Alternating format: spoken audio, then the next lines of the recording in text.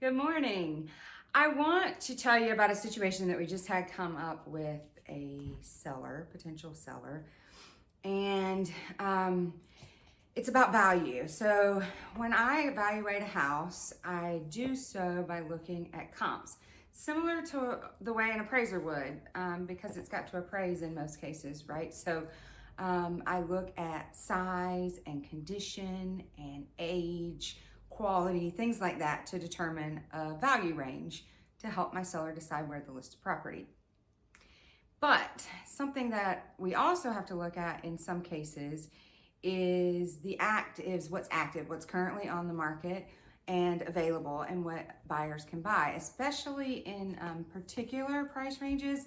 New construction plays a big role in that. So let's take, for instance, a 1960s brick ranch that's been completely updated with high-end finishes, let's say quartz countertops, backsplashes, everything to the nines, right? New roof, newer heating and air, large yard, and compare it to a brand new construction, so it's way newer, but it's got the new roof, the newer heating and air, probably not the big yard, and the finishes probably aren't quite as high as that of the 1960s brick ranch. From an appraisal standpoint, you would never compare the two, but from a marketing standpoint, you have to compare the two, and that's really what I want to dive into today, because it does play a role and it makes a difference. Because if a buyer sees on paper that they can get a vinyl ranch with granite countertops, let's say, for I don't know, let's throw out a number, 315, and it's 2,000 square feet. But then they can buy this brick ranch that's older, that has all the upgrades that the new construction doesn't have, and it's 1,500 square feet, and they can buy it for 320. The question is, what are they going to do? How do you handle that? Do you handle that? Do you address it? And in some situations, the answer is you have to address it, because you're in the same price range, and somehow you've got to make your home with the higher end finishes matter more to them than the new home with the possibly lower end but still nice finishes, right?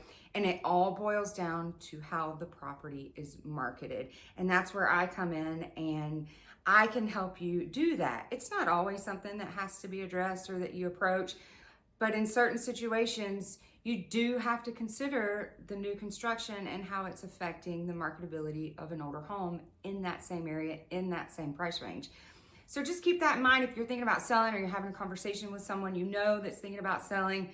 It's very important that we have a conversation and discuss what the possibilities are and the options are for marketing the property in order to make it appealing to the same buyers that are looking at the new construction homes.